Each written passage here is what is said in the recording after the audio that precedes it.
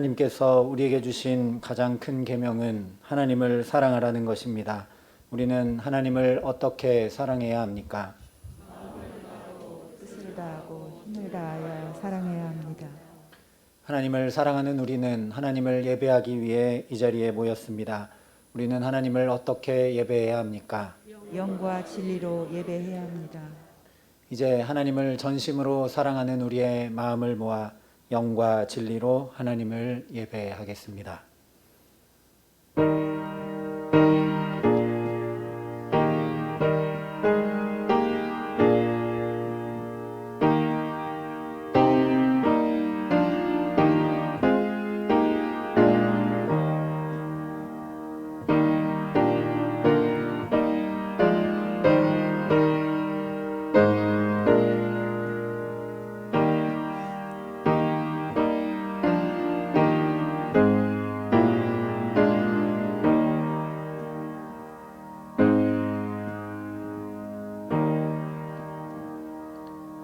여호와여, 내가 주께서 계신 집과 주의 영광이 머무는 곳을 사랑하오니 나를 속량하시고 내게 은혜를 베푸소서. 내 발이 평탄한 데 섰사오니 무리 가운데에서 여호와를 송축하리이다. 하나님은 영이시니 예배하는 자가 영과 진리로 예배할지니라. 아멘.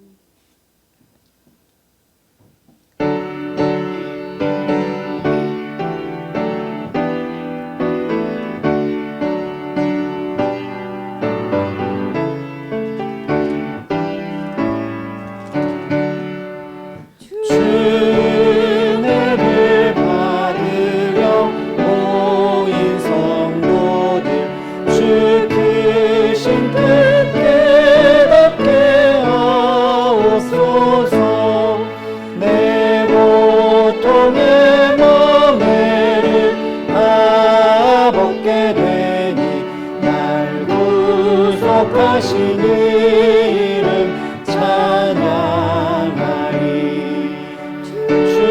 주리를 곁에서 인도하시니 그 거룩한 나라가 이루어지네. 저마귀와 싸워서 늘 승리하니 주께 돌려 찬양하리. 주리의 방패와 창검 되시니 나 승리의 주님을 따릅니다. 그 환난을 당할 때 늘 도우시니 승전과 높이 불러 찬양하리. 아멘.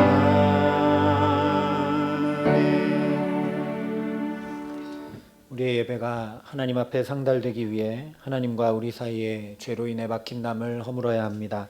이제 우리의 죄와 허물을 고백하고 주의 자비와 용서를 구하는 참회의 기도를 함께 드리시겠습니다.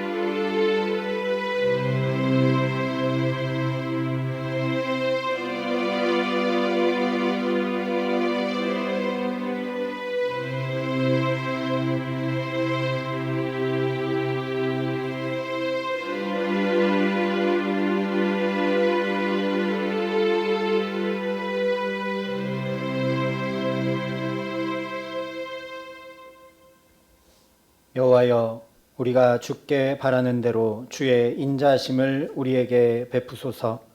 그런즉 누구든지 그리스도 안에 있으면 새로운 피조물이라. 이전 것은 지나갔으니 보라, 새 것이 되었도다. 아멘. 이 신실하신 하나님의 약속을 믿으며 우리가 고백한 죄와 허물이 용서받았음을 확신하시기 바랍니다. 이제 다 함께 사도신경으로 우리의 신앙을 하나님 앞에 고백드리시겠습니다. 나는 전능하신 아버지 하나님, 천지의 창조주를 믿습니다. 나는 그의 유일하신 아들, 우리 주 예수 그리스도를 믿습니다. 그는 성령으로 잉태되어 동정녀 마리아에게서 나시고 본디오 빌라도에게 고난을 받아 십자가에 못 박혀 죽으시고 장사된 지 사흘 만에 죽은 자 가운데서 다시 살아나셨으며 하늘에 오르시어 전능하신 아버지 하나님 우편에 앉아 계시다가 거기로부터 살아있는 자와 죽은 자를 심판하러 오십니다. 나는 성령을 믿으며 거룩한 공교회와 성도의 교제와 죄를 용서받는 것과 몸의 부활과 영생을 믿습니다. 아멘. 성시교독 19번 시편 32편의 말씀을 함께 교독하시겠습니다.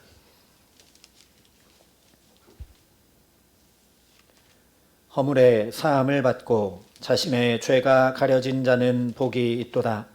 마음에 간사함이 없고 여호와께 정죄를 당하지 아니하는 자는 복이 있도다.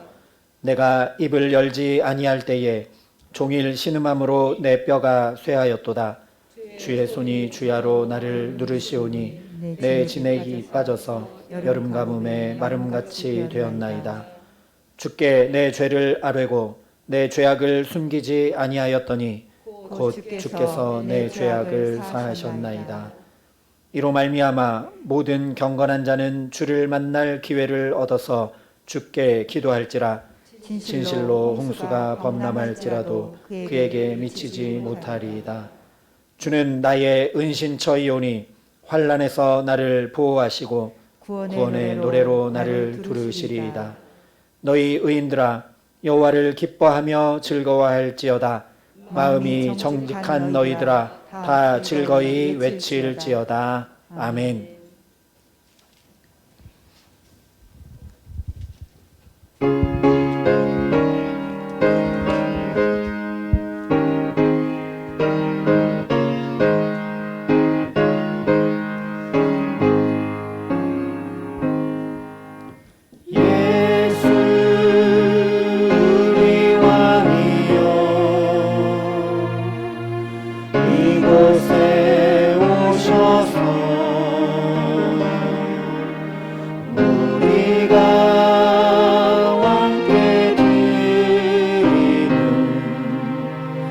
영광을 받아 주소서.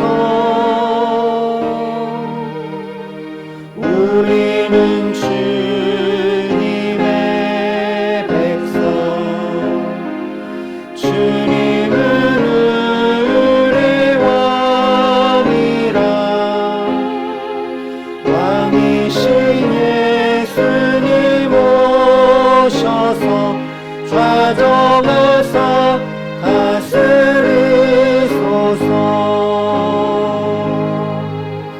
예수 우리 주시여, 이곳에 오셔서 우리가 주께 드리는 찬양을 받아 주소서. 우리는 주님의 종들, 주님은 우리 주시라. 주 대신 예수님 오셔서 이 찬양을 받아주소서.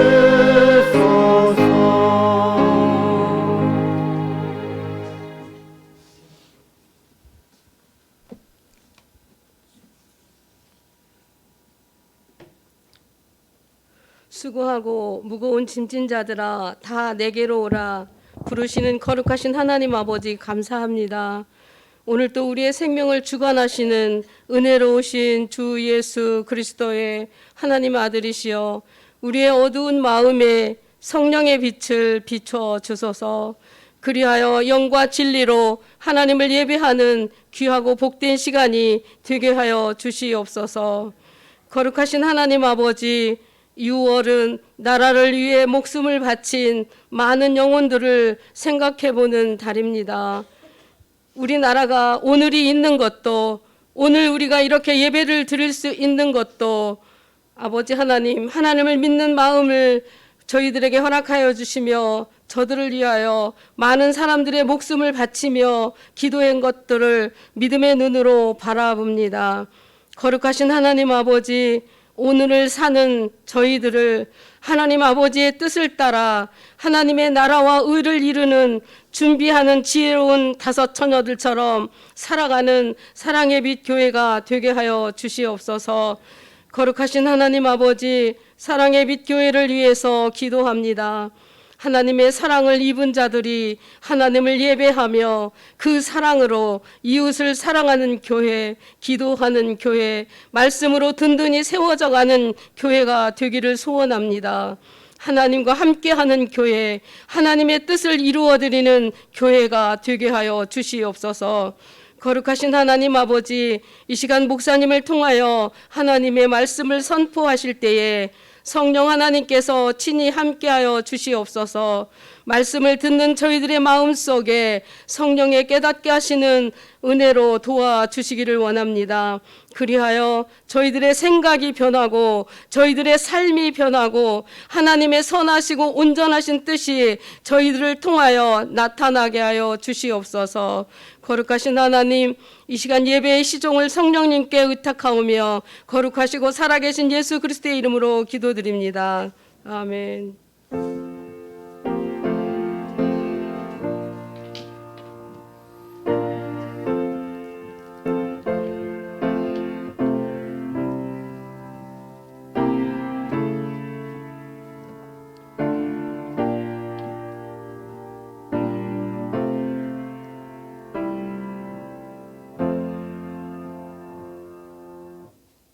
오늘 우리에게 주시는 하나님의 말씀은 마태복음 18장 21절부터 35절까지의 말씀입니다. 마태복음 18장 21절부터 35절까지의 말씀, 신약성경 30면에 있는 말씀입니다. 이 생명의 말씀을 봉독할 때 살아계신 하나님의 음성을 들으시기 바랍니다. 그때에 베드로가 나와 이르되 주여, 형제가 내게 죄를 범하면 몇 번이나 용서하여 주리이까? 7번까지 하오리이까? 예수께서 이르시되 내게 이르노니 7번뿐 아니라 7번을 70번까지라도 할지니라. 그러므로 천국은 그 종들과 결산하려 하던 어떤 임금과 같으니 결산할 때에 10,000달란트 빚진 자 하나를 데려오매 갚을 것이 없는지라. 주인이 명하여 그 몸과 아내와 자식들과 모든 소유를 다 팔아 갚게 하라 하니 그 종이 엎드려 절하며 이르되 내게 참으소서, 다 갚으리이다 하거늘 그 종의 주인이 불쌍히 여겨 놓아 보내며 그 빚을 탕감하여 주었더니 그 종이 나가서 자기에게 100데나리온 빚진 동료 한 사람을 만나 붙들어 목을 잡고 이르되 빚을 갚으라 하매 그 동료가 엎드려 간구하여 이르되 나에게 참아 주소서, 갚으리이다 하되 허락하지 아니하고 이에 가서 그가 빚을 갚도록 옥에 가두거늘 그 동료들이 그것을 보고 몹시 딱하게 여겨 주인에게 가서 그 일을 다 알리니 이에 주인이 그를 불러다가 말하되 악한 종아, 내가 빌기에 내가 내 빚을 전부 탕감하여 주었거늘 내가 너를 불쌍히 여김과 같이 너도 내 동료를 불쌍히 여김이 마땅하지 아니하냐 하고 주인이 노하여 그 빚을 다 갚도록 그를 옥졸들에게 넘기니라. 너희가 각각 마음으로부터 형제를 용서하지 아니하면 나의 하늘 아버지께서도 너희에게 이와 같이 하시리라. 아멘. 이 말씀은 하나님의 말씀입니다. 주님 우리의 마음을 여시어 말씀을 깨닫게 하옵소서.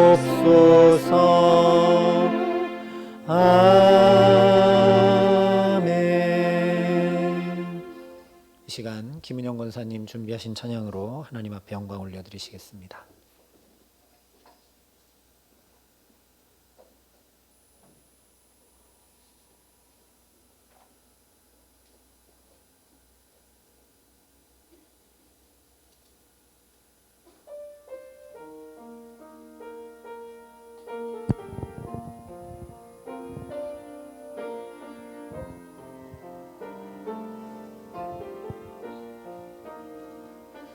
내가 처음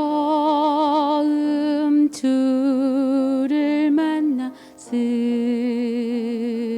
때 외롭고도 쓸쓸한 모습 말없이 홀로 걸어가신 길은 영광을 다 버린 나그네 정녕 그분이 내 영재 구원했나 나의 영혼도 구원하려나 의심 많은 도마처럼 울었네 내가 처음 주를 만났나 내가 다시 주를 만났을 때 죄악으로 몹쓸 병든 몸 조용히 내 손 잡아 이끄시며 병든 자여 일어나거라 눈물을 흘리며 참회하였었네 나의 믿음이 뜨거웠었네 그러나 죄악이 나를 삼켰네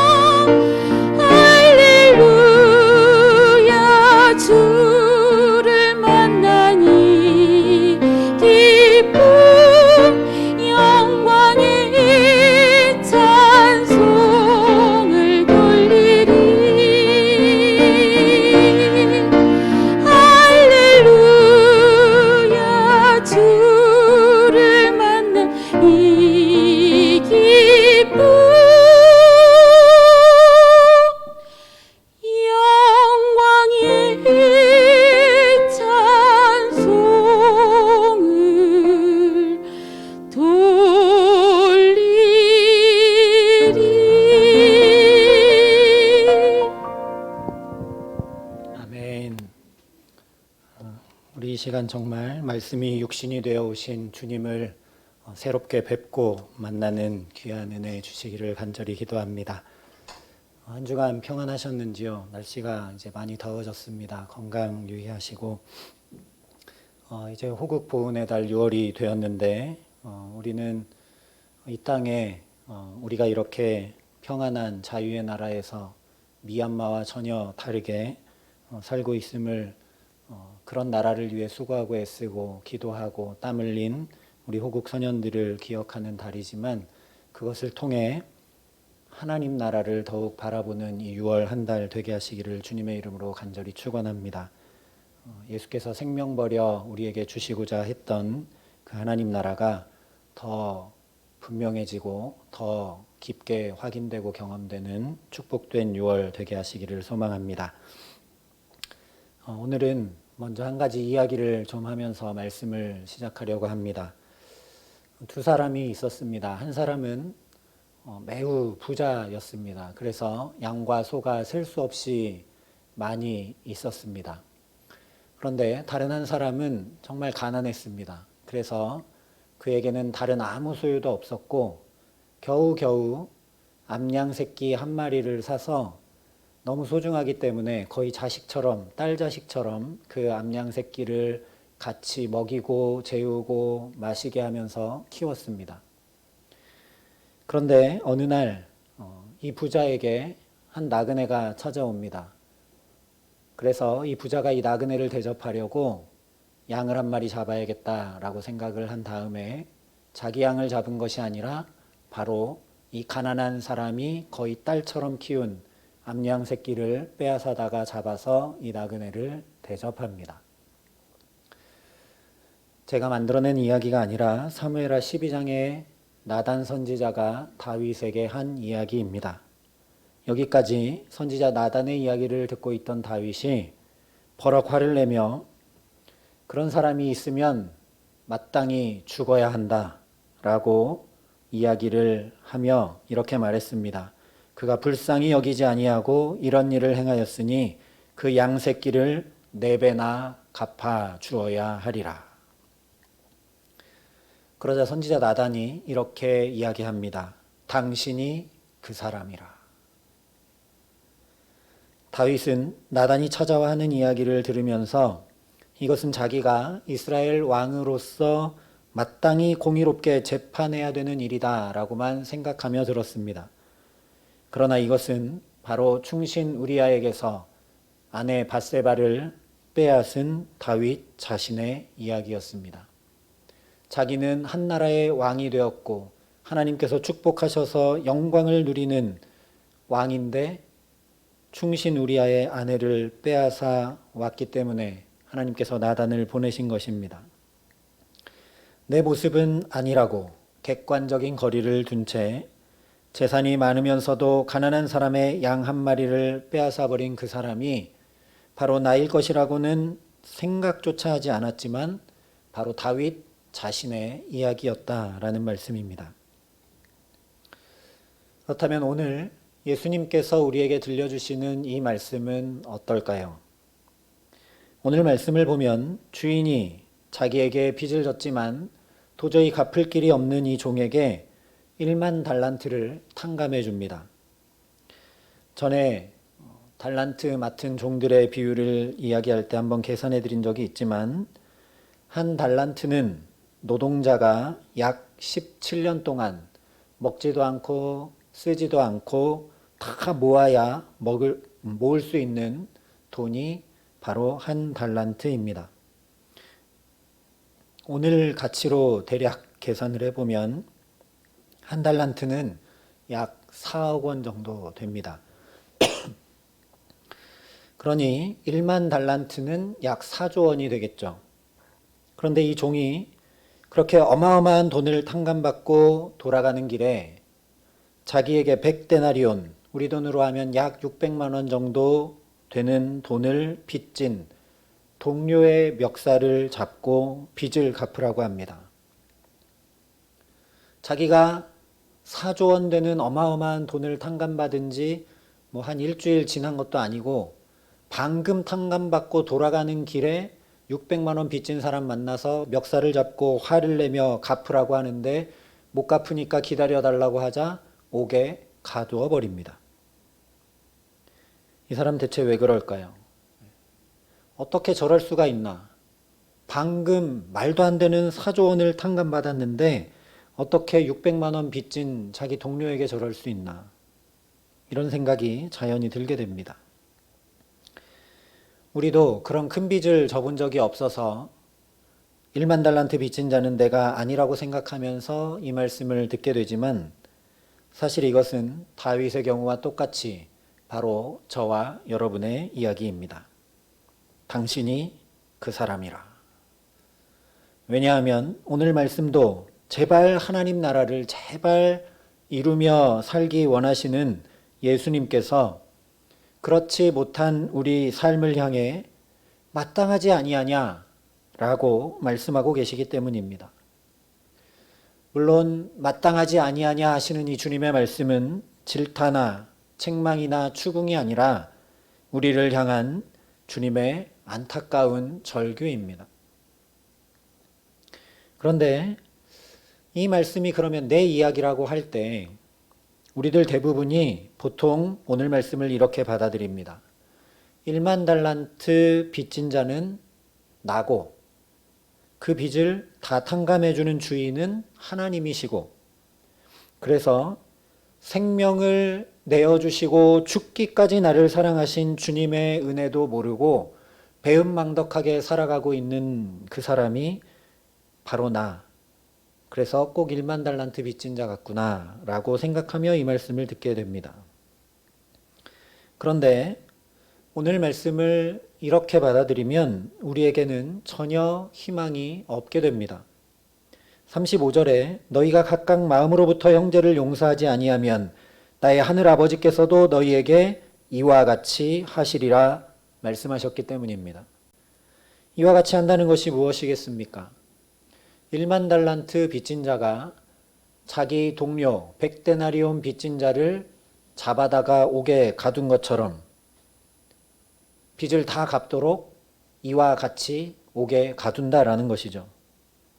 아주 단순하게 말한다면 지옥에 간다라는 것입니다. 그렇다면 우리에게 무슨 희망이 있겠습니까? 아무리 용서하려고 발버둥 치고 또 발버둥 쳐봤자 예수님처럼 절대 용서할 수 없는 것이 우리들입니다. 어떻게 내 목숨까지 내어주며 용서할 수 있겠습니까? 십자가의 용서는 하나님의 아들이 하시는 것이니까 따로 떼어 놓는다고 해도 오늘 말씀하신 대로 7번뿐 아니라 7번을 70번까지라도 용서하라고 하신 주님의 이 말씀을 과연 우리는 따를 수 있을까? 그건 관두고서라도 베드로가 물었던 7번이라도 용서할 수 있을까? 가만히 생각해 보면 내가 아직도 용서하지 못한 사람이 있지 않으십니까? 용서할 기회를 놓치고 얼굴도 보지 못하고 있는 사람도 있지 않으십니까? 그렇다면 오늘 예수님께서 하신 말씀을 지금 우리가 이해한 대로 이해한다면 우리는 다 지옥 가고 말게 됩니다. 그러면 오늘 말씀이 어떻게 복음이고 어떻게 생명의 말씀이 되겠습니까? 그러니 우리가 뭔가 잘못 이해하고 이 말씀을 단단히 오해하고 있다라는 것입니다. 이 말씀을 내 이야기로 듣지 않고 또다시 윤리교과서처럼 마땅히 해야 할 일로 반드시 지켜야 할 율법으로 받아들이기 때문에 이런 오류, 용서라는 이야기가 우리에게 늘 커다란 짐과 부담이 되어서 용서하지 못하는 죄책감만 더 들게 만드는 오류에 빠지게 된다라는 것입니다.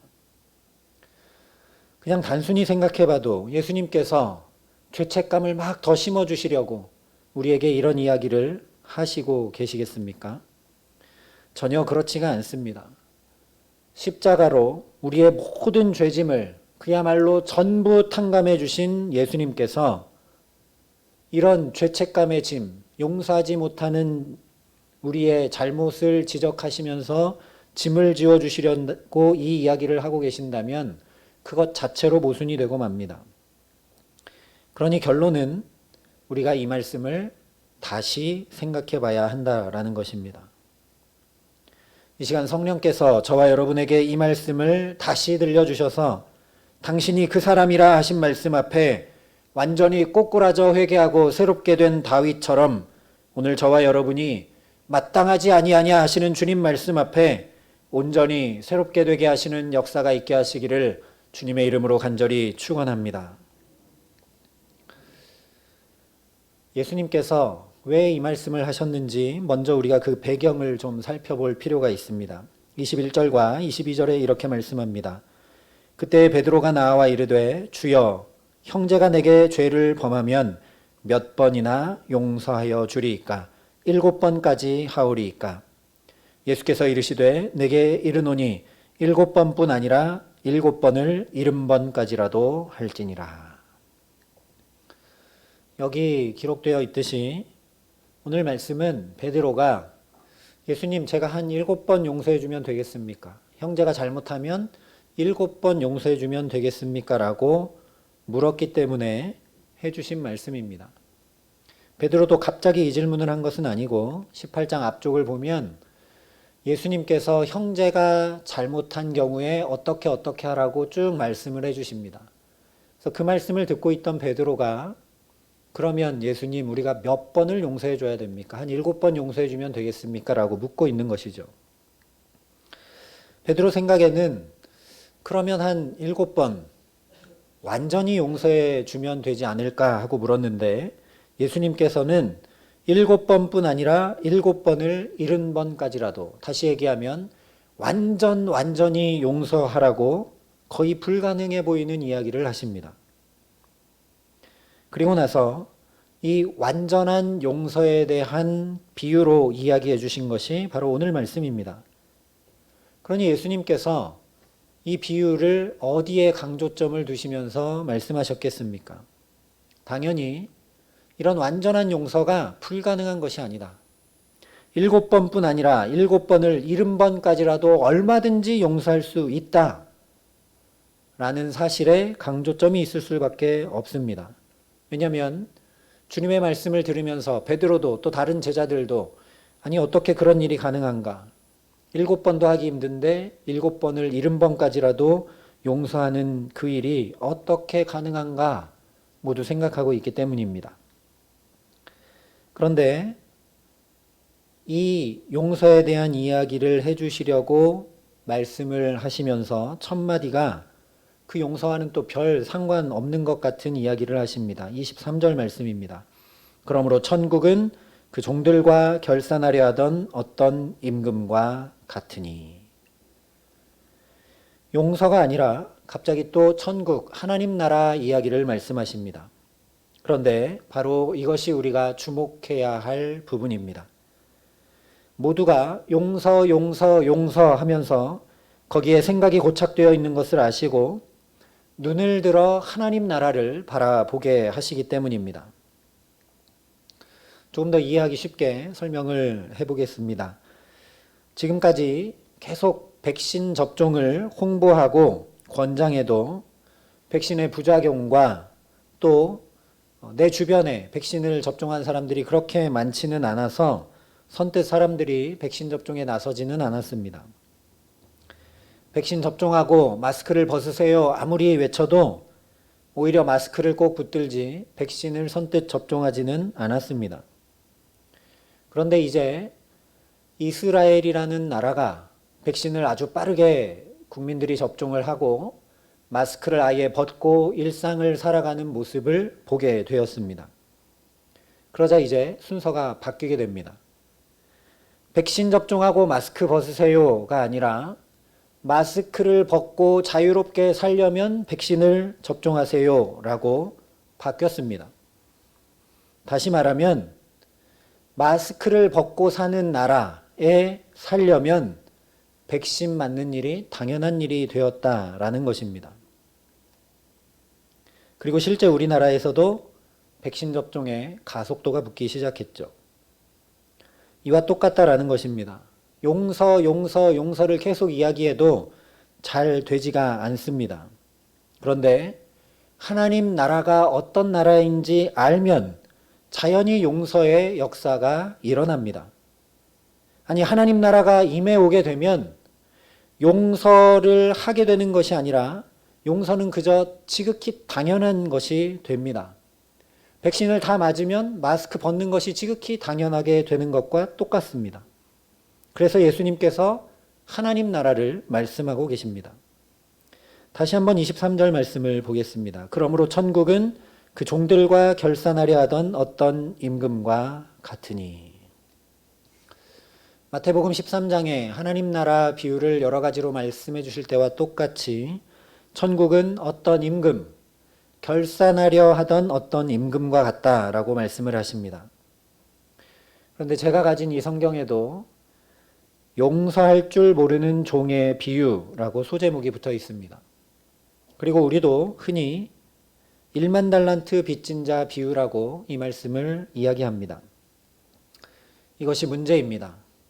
예수님은 거기서 눈을 들어 하나님 나라를 바라보게 하시는데 다시 우리는 눈을 내려 1만 달란트 빚진 자, 용서할 줄 모르는 자, 다시 용서를 쳐다보고 있기 때문입니다. 사실 예수님께서 말씀하신 그대로 이 이야기는 결산하려 하던 어떤 임금의 비유입니다. 그러니 마땅히 오늘 말씀에서 1만 달란트 빚진 자가 어떻게 했는지가 아니라 이 임금이 어떻게 결산하고 있는가, 이것을 주목해 보아야 합니다. 그것이 하나님 나라라고 말씀하셨기 때문입니다. 이 임금은 원래 24절과 25절에 이렇게 결산하려고 했습니다. 결산할 때에 1만 달란트 빚진 자 하나를 데려오매 갚을 것이 없는지라 주인이 명하여 그 몸과 아내와 자식들과 모든 소유를 다 팔아 갚게 하라. 원래 이 임금은 갚을 것이 전혀 없는 이 종에게 너의 몸도 값을 받고 팔고 너의 아내도 너의 자식들까지도 다 그렇게 해서 갚을 수 있을 만큼 다 갚아라 하며 결산하려고 했습니다. 그 말을 듣고 이 빚진 자가 엎드려 절하며 내게 참으소서 다 갚으리이다 라고 구하자 이 임금이 결산의 방법을 완전히 바꿉니다. 27절의 말씀입니다. 그 종의 주인이 불쌍히 여겨 놓아보내며 그 빚을 탕감하여 주었더니 1만 달란트, 무려 4조 원이나 되는 빚을 다 탕감해 주는 것이 이 임금의 결산입니다. 왜 갑자기 결산의 방법이 바뀌었을까요? 이 종이 엎드려 간구했기 때문일까요? 물론 그렇지만 아닙니다. 27절 말씀한 대로 이 임금이 불쌍히 여겼기 때문에 결산의 방법이 바뀐 것입니다. 이 종이 아무리 그 발 아래 엎드려 간절히 간구했어도 엎드려 간구하는 이 종을 이 임금이 불쌍히 여기지 않으면 탕감은 없는 것입니다. 이것이 핵심입니다. 하나님 나라는 바로 불쌍히 여김, 긍휼의 나라, 용서의 나라입니다. 왜냐하면 예수님께서 그러므로 천국은 그 종들과 결산하려 하던 어떤 임금과 같다라고 말씀하셨기 때문입니다.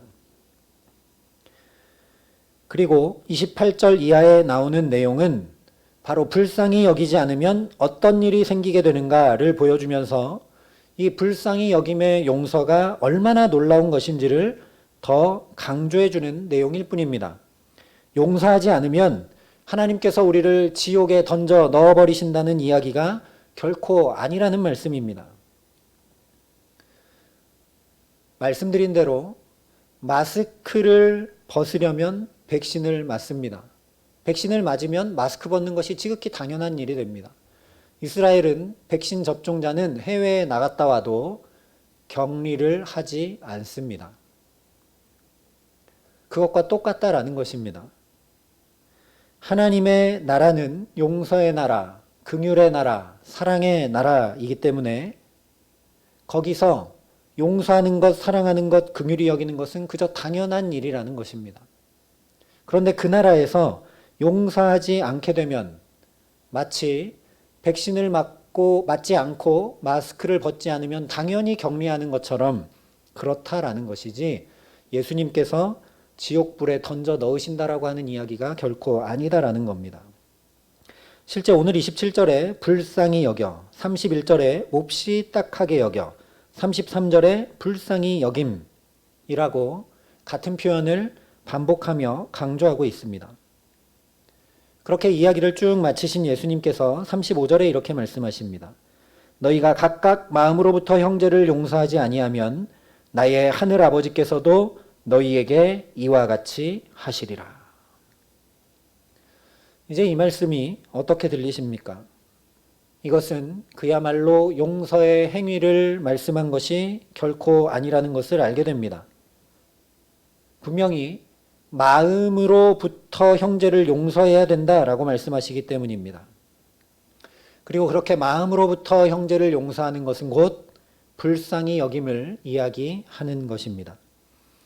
그러니 우리가 율법처럼, 당위처럼, 짐처럼 용서하려고 아등바등하고 힘쓰고 애쓸 일이 아니라, 그러면 왜 나는 불쌍히 여겨지지 않는지, 왜 나는 이 내 마음속으로부터 용서가 되지 않는지를 고민해 봐야 된다라는 것이죠. 왜 우리는 이 마음속으로부터 잘 용서가 되지 않을까요? 용서가 잘 되지 않는 가장 중요한 이유가 이것입니다. 그것은 바로 이 일에는 나는 하나도 잘못한 것이 없고 저 상대방만 다 잘못했기 때문이다 라고 생각하기 때문입니다. 나는 100% 의롭고 상대방은 죄를 지었으니 나는 잘못한 것 없이 피해만 입었기 때문에 용서가 되지 않는 것이죠. 그래서 잘못한 저 상대방이 내게 와서 사과하고 잘못을 빌기 전까지는 절대 용서가 되지 않는 것입니다. 그러나 용서의 문제는 상대방에게 달린 것이 아니라 나에게 달린 문제입니다. 내 문제입니다.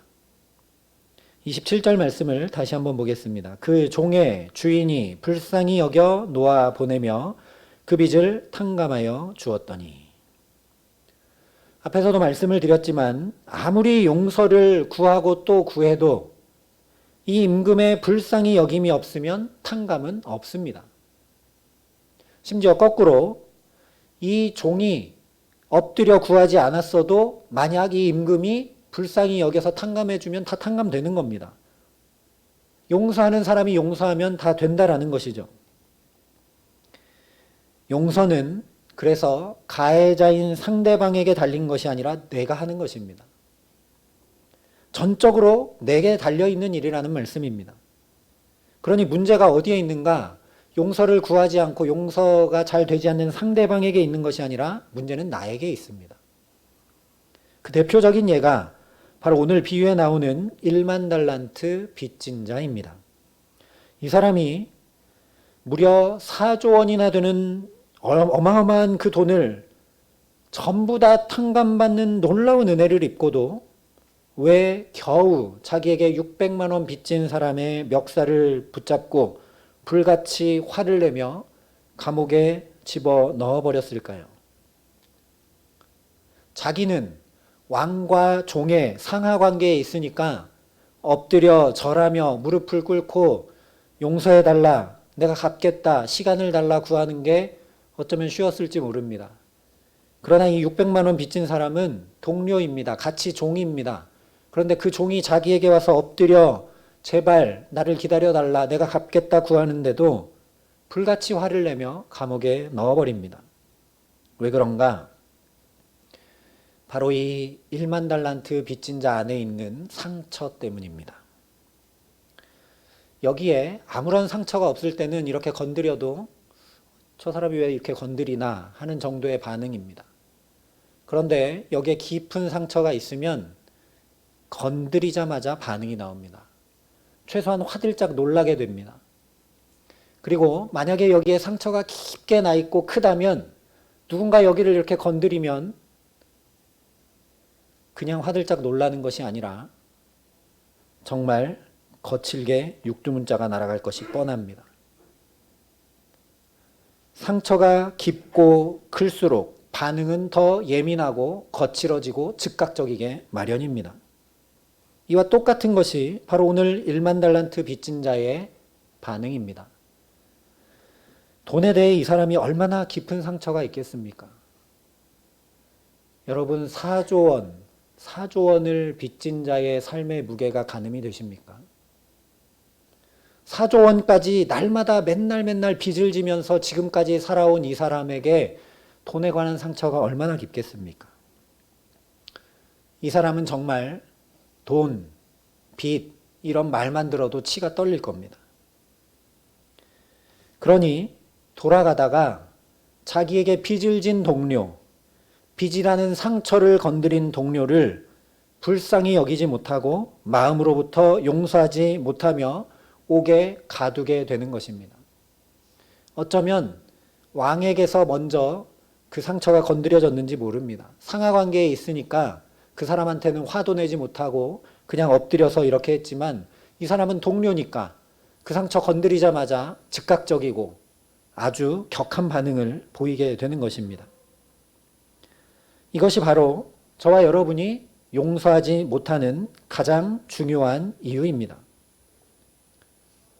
그저 단순히 생각해봐도 내가 즐겁고 평안하고 행복한 그런 상태에 있으면 조금 마음에 들지 않는 일이 있고 문제가 조금 있어도 그냥 넘어가게 됩니다.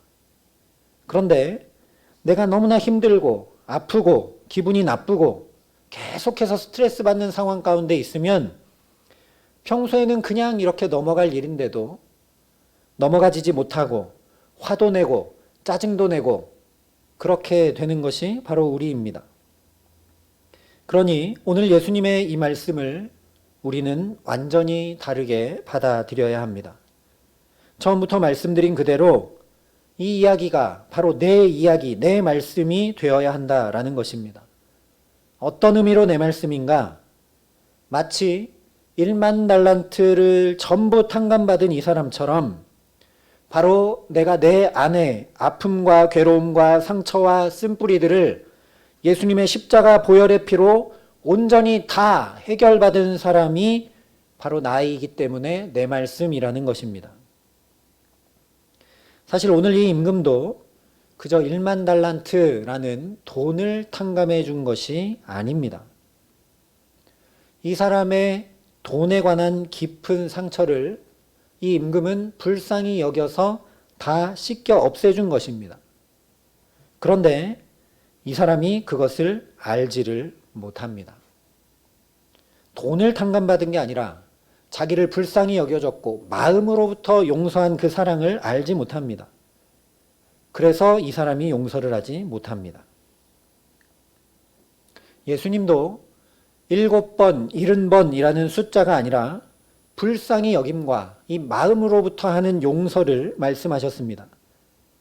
그러니 저와 여러분이 구해야 할 것은 용서하게 해주세요가 아니라 저 십자가의 은혜가 내게 깊게 깨달아 알아지도록 하는 은혜입니다. 나를 불쌍히 여겨 마음으로부터 용서하신 하나님의 마음을 깊이 담게 하시는 은혜를 반드시 먼저 구해야 합니다. 부모에게 효도하는 자녀는 모두 다 자라는 동안 부모가 실제로 7번씩 70번까지라도 나를 용서했다라는 것을 아는 자녀들입니다. 그것을 가만히 앉아서 이때는 이렇게 다른 때는 저렇게 이렇게 써보고 생각해보고 그런 것이 아니라 그냥 자라는 과정 자체가 우리 가정에서 70번씩 7번 일어나는 일이 매일 있지 않습니까? 부모는 자녀를 매번 그렇게 용서하고 사랑합니다. 그러니 여러분, 나는 70번씩 7번 용서하지 못하는 사람입니다라고 절대 얘기하지 마십시오. 우리는 다 집에서 그런 용서와 사랑을 받았고 또 그런 용서와 사랑을 하며 살아가는 사람들입니다. 그 사랑으로 내가 집에서 쫓겨나지 않았고 그 사랑으로 인해 내가 여전히 부모님의 자녀로 살고 있음을 이해가 아니라 나의 존재 자체가 그것을 증명하고 있기 때문에 내가 자라면서 그런 부모님의 사랑을 받았다는 것을 알고 있기 때문에 부모에게 마땅히 효도하고 부모를 사랑하게 되는 것이죠. 그러니 우리가 정말 해야 될 것은 날마다 복음을 들어서 하나님의 사랑이 경험되어야 된다라는 것입니다. 우리는 현대사회를 살아가면서 비교의식에 나도 모르게 다 물들어 있습니다. 저 어릴 때부터 유치원 때부터 1등부터 꼴등까지 줄을 세우게 됩니다. 합격과 불합격을 입시와 입사를 통해 계속 반복하고 돈의 숫자로 삶의 자리가 달라지는 현실을 살아갑니다. 인터넷과 SNS도 마찬가지입니다. 전에는 알지 못했던 다른 많은 사람들의 삶을 이제는 SNS와 인터넷을 통해 보게 됩니다. 그런데 인터넷과 SNS에는 삶의 모든 모습이 적나라하게 올라오는 것이 아니라 좋은 모습들만 올라옵니다. 그래서 다른 사람들의 행복한 모습들에 잔뜩 둘러싸여서 상대적 박탈감과 낮은 자존감을 만들며 살아갑니다. 내 주변에 이런 경험들로 가득 차 있다 보니 예수님의 사랑이 무엇인지 잘 알기 어렵습니다. 있는 그대로 받아들여 주시는 사랑, 허물과 죄를 가리고 덮어주시는 사랑을 잘 알지 못한다라는 것입니다. 조금만 탕감해 준 것이 아니라 전부 다 탕감해 주신 사랑, 과거와 현재와 심지어 미래의 모든 죄까지 단번에 용서하신 그 십자가의 사랑을 잘 알지도 못하고 받아들이지도 못한다라는 겁니다.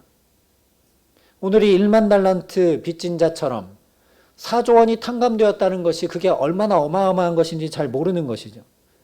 가늠할 줄도 잘 모르고 그 엄청난 사랑을 감당하지 못하는 것입니다. 그러다 보니 내가 나를 잘 용서하지 못합니다.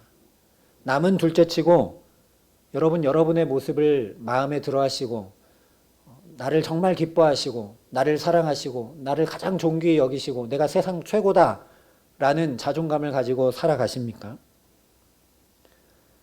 내가 나를 잘 받아들이지 못하고 내가 나를 잘 용납하지 못하고 내가 나를 잘 용서하지 못합니다. 내 모습을 내가 만족하고 기뻐하지 못하고 내가 나를 그렇게 대하니 남이 나를 어떻게 대하겠습니까? 내가 나를 귀히 여기며 나를 용납하고 나를 용서함으로 대하지 못하니 남도 나를 용서하지 않고 효율과 능률로만 대합니다. 내가 나를 잘 받아들이지 못하니 남도 나를 잘 받아들이지 못하고 경계합니다. 내가 나를 기뻐하고 내가 나를 존귀히 여기지 못하다 보니 남도 나를 기뻐하고 귀히 여기기보다 시기하고 질투하고 깎아내리는 삶을 온통 살아갈 수밖에 없는 것입니다.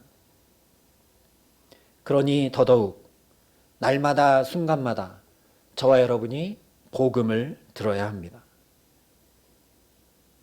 복음을 귀로 듣는 것이 아니라 그 복음에 새겨진 하나님의 사랑을, 말도 안 되는 십자가의 놀라운 사랑을 저와 여러분이 마음 깊이 들어야 한다라는 것입니다.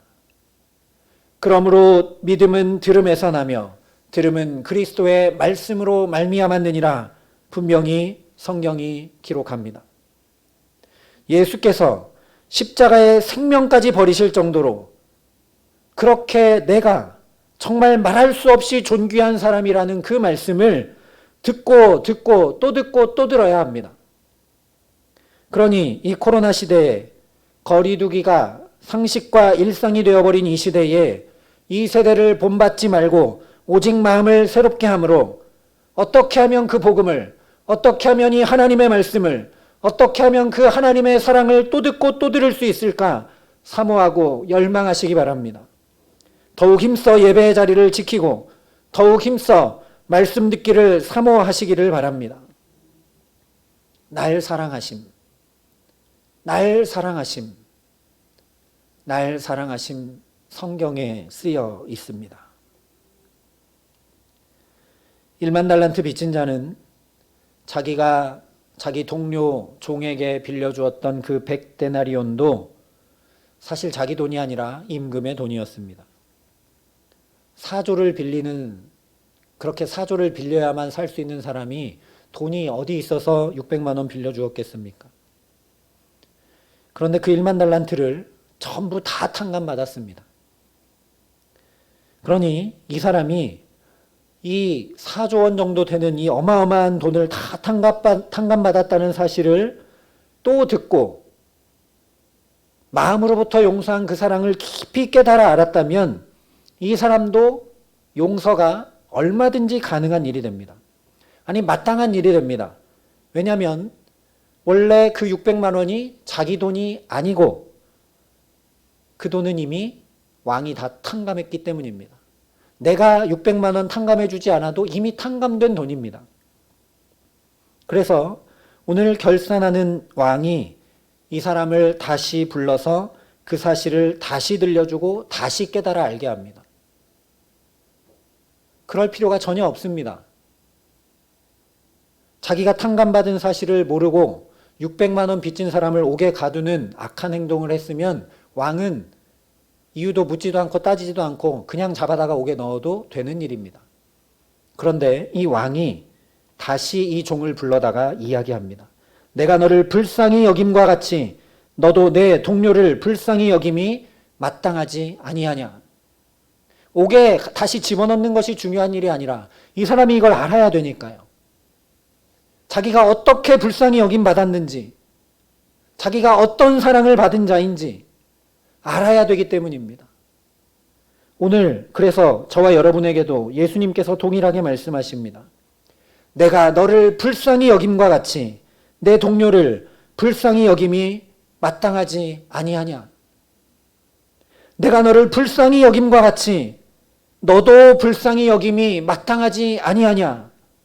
이 주님의 말씀이 저와 여러분의 마음과 영혼 깊이 계속 울려나게 하시기를 간절히 소망합니다. 보라, 아버지께서 어떠한 사랑을 우리에게 베푸사 하나님의 자녀라 일컬음을 받게 하셨는가. 우리가 그러하도다. 너희는 그리스도의 것이요 그리스도는 하나님의 것이니라 분명히 말씀했습니다. 나는 하나님의 생명, 하나님의 독생자의 생명값을 치른 하나님의 자녀요 하나님의 소유입니다. 내 삶은 내 것이 아니라 그리스도의 것이라고 분명히 이야기합니다. 이 주님의 말씀, 내가 얼마나 놀라운 사랑받은 자인지, 내가 십자가의 생명값으로 살아가는 얼마나 존귀한 존재인지 말씀을 통해 끊임없이 확인하고 주님의 그 말도 안 되는 사랑을 깊이 깨달아 알게 하시기를 간절히 기도합니다. 이것을 알면 그러면 자연히 다른 사람도 하나님의 자녀요 예수의 생명값 치른 그리스도의 귀한 존재임을 분명히 알게 됩니다. 600만 원이 이미 탕감되었다는 것을 알면 이 사람을 그렇게 대할 수가 없게 되는 것이죠.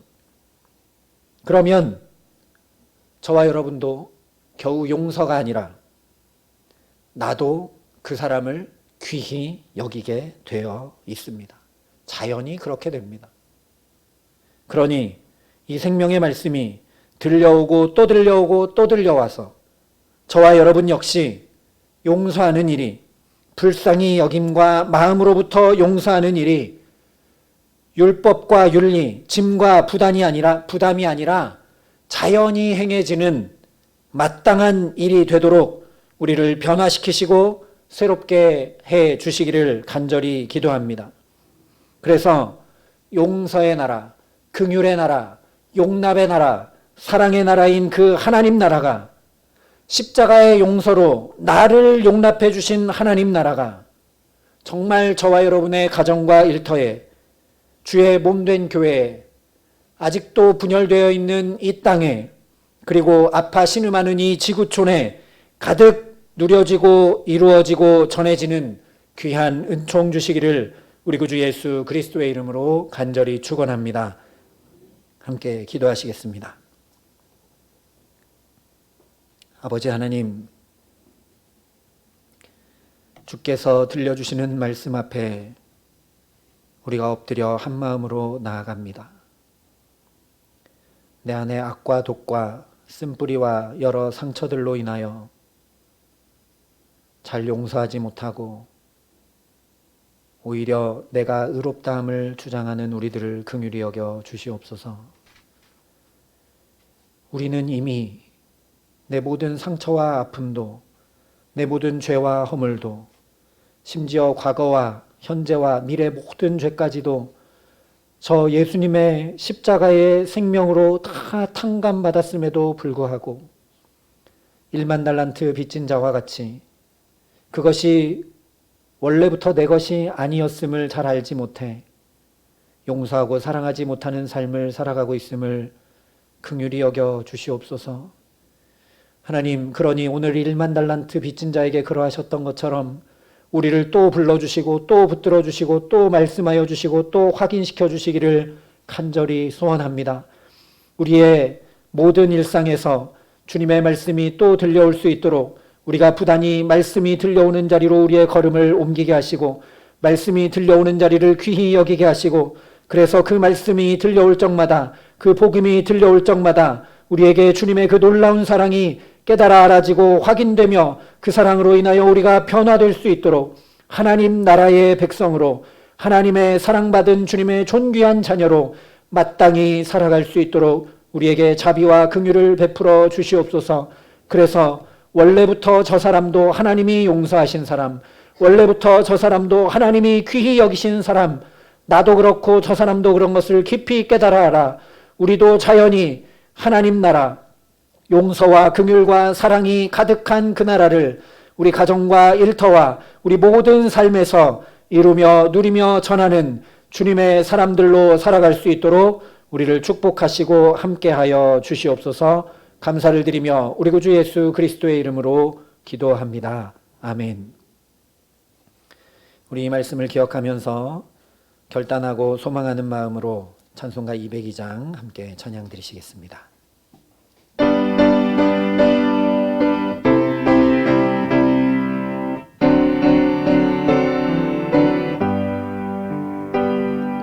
하나님 아버지 주신 책은 귀하고 중하신 말씀일세. 기쁘고 반가운 말씀 중에 날 사랑한단 말 참 좋도다. 주께서 나를 사랑하니 즐겁고도 즐겁도다. 주께서 나를 사랑하니 나는 참 기쁘다. 구속의 은혜를 저버리고 어긋난 딴 길로 가다가도 예수의 사랑만 생각하면 곧 다시 예수께 돌아오리. 주께서 나를 사랑하니 즐겁고도 즐겁도다. 주께서 나를 사랑하니 나는 참 기쁘다. 구주의 영광을 바라보며 예수의 이름을 찬양하리.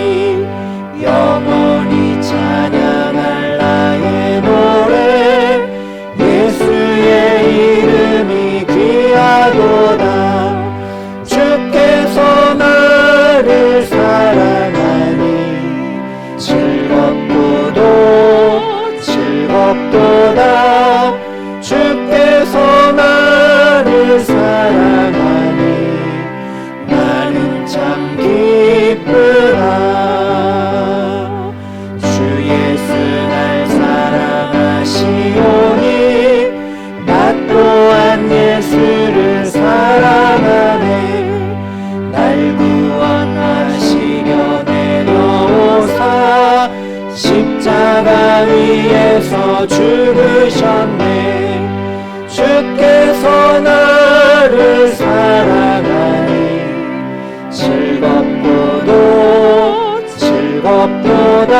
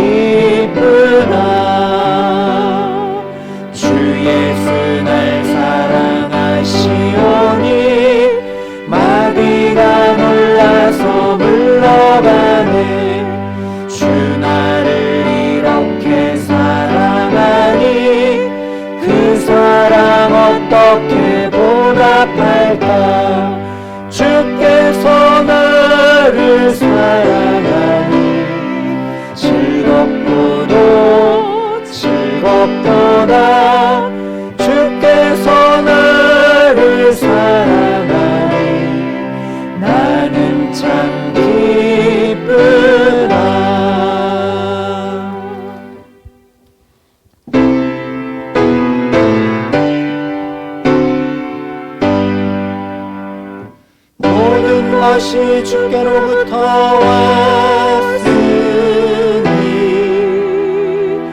이 예물을 주께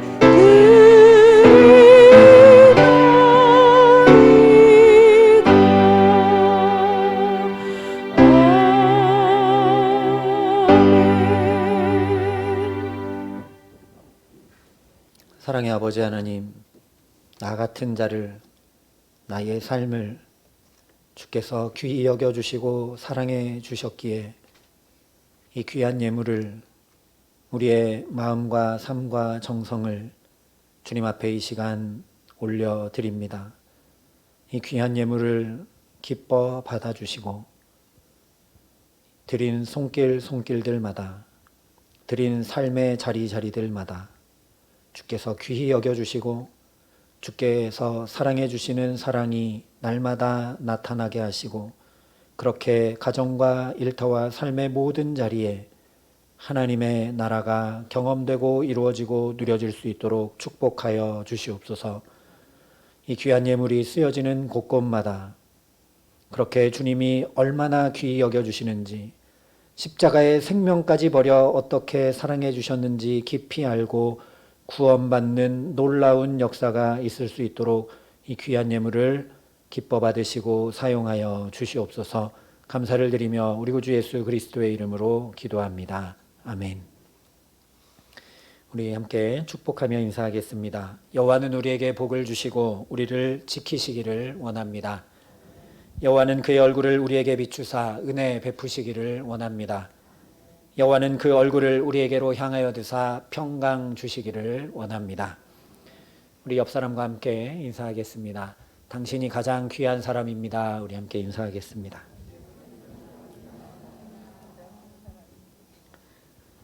네, 교회 소식을 전해드리겠습니다.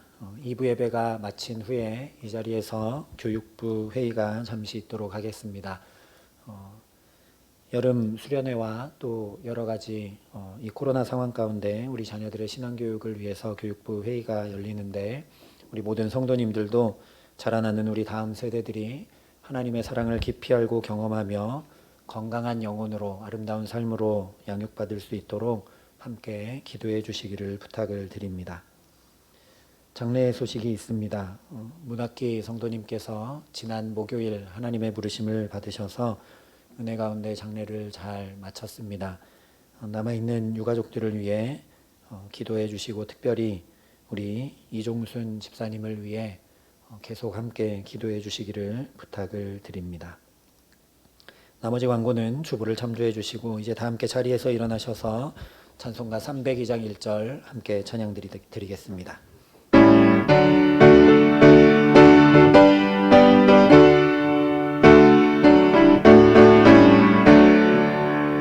내 주 하나님 넓고 큰 은혜는 저 큰 바다보다 깊다. 너도 닷줄을 끌어 깊은 데로 저 한가운데 가보라. 언덕을 떠나서 창파에 배 띄워 내 주 예수 은혜의 바다로 내 맘껏 져가라. 사랑하는 성도 여러분, 하나님 사랑과 함께 하나님께서 우리에게 주신 큰 계명은 이웃 사랑입니다. 우리는 이웃을 어떻게 사랑해야 합니까?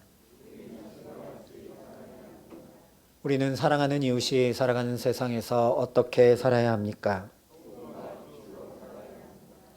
이제 세상으로 나가 전심으로 이웃을 사랑하며 소금과 빛의 역할을 다하시기를 바랍니다.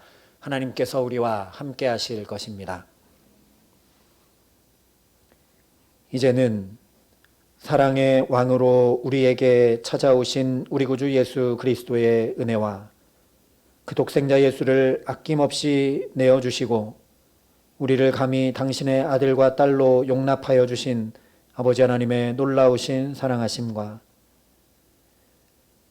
하나님의 말할 수 없는 사랑, 십자가의 생명값을 치르고 산 존귀한 존재가 바로 나임을 오늘도 깨달아 알게 하시는 성령 하나님의 교통하시고 역사하심이 여기 머리 숙여 그 귀한 삶을 귀하게 살아가고 다른 이들의 삶도 귀하게 여기며 우리의 가정과 일터와 삶의 모든 자리에 그 긍휼과 은혜와 사랑과 용납의 하나님 나라를 힘써 만들어가기로 소망하고 결단하는 여기 모인 모든 주의 성도들과 사랑의 빛교회 모든 교우들과 이 나라 이 민족과 하나님께서 이처럼 사랑하신 온 세상과 이 귀한 복음을 오늘도 세계 만방에 전하시는 선교사님들 가운데 이제로부터 영원토록 함께 하시기를 간절히 축원하옵나이다. 아멘.